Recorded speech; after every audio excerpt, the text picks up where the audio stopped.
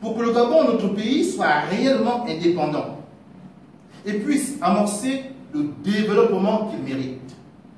Nous devons nous affranchir de la tutelle étrangère française marquée du sceau impérial du néocolonialisme.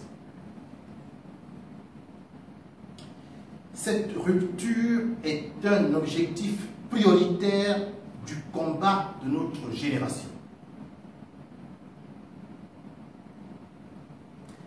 Si les peurs fondateurs n'ont pas pu ou su arracher à la France officielle et des réseaux la souveraineté pleine et entière du Gabon, il revient à notre génération de le faire. Nous en avons aujourd'hui les moyens, sachant de surcroît que les bouleversements politiques, géostratégiques et même économiques mondiaux nous sont favorables. Ce combat de la reconquête de notre souveraineté perdue passe par l'information capitale et la sensibilisation permanente. Et après l'étape de l'information et de la sensibilisation, vient naturellement celle de l'action politique pour traduire en actes concrets et probants les paroles du discours. Cette deuxième étape exige du courage, de la détermination et de l'obstination, qui sont les importantes qualités morales requises quand on mène un combat difficile, mais dont l'issue heureuse présage d'un avenir radieux. Chers frères et sœurs du Gabon, chers compatriotes, chers panafricanistes d'Afrique centrale, nous croyons fermement que notre génération est prête, parce que parfaitement consciente des défis et des enjeux de demain. Nous avons la force et le génie nécessaires pour livrer ce noble combat de la dignité humaine et de la reconquête de notre souveraineté, afin qu'en ce troisième millénaire, nous soyons enfin et définitivement, en tant que peuple gabonais, le seul et véritable maître de notre destin. C'est, en tout cas, le sens du combat du New Power, dont je suis le responsable général. Et c'est au nom du mouvement New Power, au regard des principes fondamentaux régissant la souveraineté des peuples et de notre histoire récente, que je me permets maintenant d'interpeller solennellement et très respectueusement son Excellence, M. Jean Ping, président élu de la République gabonaise et véritable vainqueur de la dernière élection d'août 2016.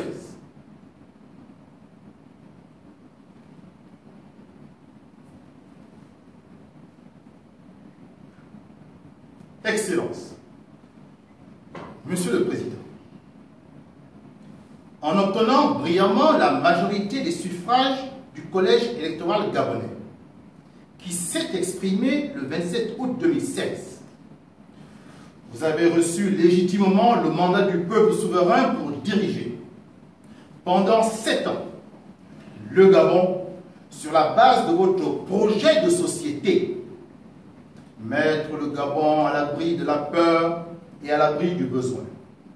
Et cela conformément à notre Constitution. Mais face au hold-up militaro-électoral, accompagné du massacre sanglant d'une population gabonaise aux mains nues, perpétré dans la nuit du 31 août 2016, vous n'avez pas pu prêter serment pour vous revêtir de la légalité qui vous aurait permis de présider aux destinées de notre pays. Vous avez choisi alors, et c'est tout à votre honneur, de ne pas recourir au plan B de violence, auquel beaucoup s'attendaient, et qui aurait coûté de nombreuses vies humaines au Gabon. Vous avez préféré miser sagement sur les principes humains pacifiques et les préceptes universels qui fondent toutes les nations démocratiques et civilisées. Vous avez cru en la diplomatie, dont vous maîtrisez parfaitement l'art, en acceptant de négocier avec la France officielle et les réseaux. Une souveraineté pourtant acquise de haute lutte par la volonté populaire. Négociation, rappelons-le, qui s'inscrivait dans l'esprit de la résolution numéro 9 du texte adopté par le Parlement européen en sa session du 14 septembre 2017. Cet acte fut louable. Certes, il n'en démontre pas moins, et avec acuité, que la souveraineté gabonaise se trouve non pas au sein du peuple gabonais, mais bien entre les mains de la France officielle et des réseaux. Voilà maintenant 4 années que ces négociations secrètes perdurent. 4 années très longues d'attente pour le peuple.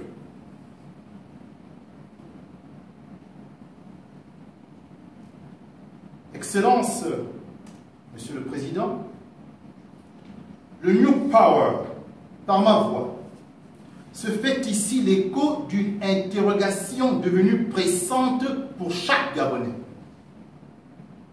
Le peuple aspire légitimement à connaître les conclusions des 4 années de négociations diplomatiques avec la France.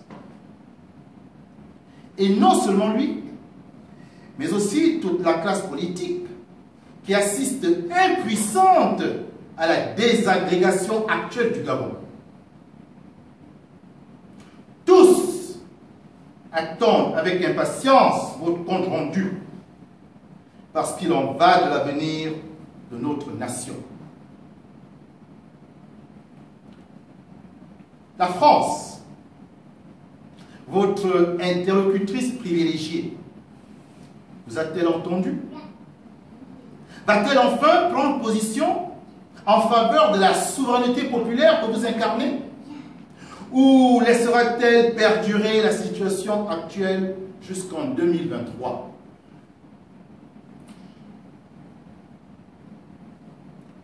Excellence, Monsieur le Président, ces questions claires, franches et légitimes émanent de ceux qui vous ont mandaté. Elles appellent en retour, et de votre part, des réponses tout aussi claires et franches. Vous le devez bien au peuple gabonais qui vous a élu. En particulier à cette jeunesse gabonaise courageuse et bouillonnante, à ces populations anxieuses mais encore pleines d'espoir, à ces compatriotes incarcérés parce qu'ils ont pris fait et cause pour vous, comme Bertrand Zibiabe, Pascal Oyougou ou Roland Désiré Abanko, pour ne citer que ces trois-là. Vous le devez enfin à ces morts du 31 août 2016, à votre quartier général. Défunts dont les familles pleurent encore la disparition. Cette nuit-là, du 31 août 2016, j'ai été bien présent au quartier général.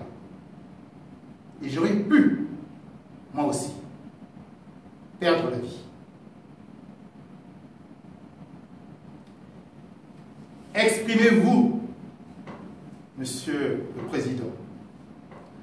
Parlez-nous. La population gabonaise, dans toutes ses composantes, le New Power la classe politique, la société civile, nous sommes tous à l'écoute. Car il s'agit de notre souveraineté et de notre destin commun. Excellence, Monsieur le Président, votre prise de parole est d'autant plus urgente et cruciale que le temps vous est désormais compté. Car en mai 2022, surviendront les élections présidentielles françaises, avec peut-être un nouveau locataire à l'Élysée. Et en août 2023, votre mandat légitime non consommé prendra fin. Ainsi, il ne vous reste plus que le premier trimestre de l'an 2021 pour matérialiser le succès de votre diplomatie secrète. Après, il sera trop tard pour qu'advienne le changement attendu par tous. Exprimez-vous, Monsieur le Président. Parlez-nous, afin que tous nous prenions acte de ce que vous direz. Il est temps que le peuple gabonais soit fixé sur l'aboutissement ou non de vos négociations avec la France, pour qu'il puisse déterminer la suite qu'il donnera à son combat pour ériger au Gabon une nouvelle république qui sera un véritable état de droit, une réelle démocratie moderne africaine.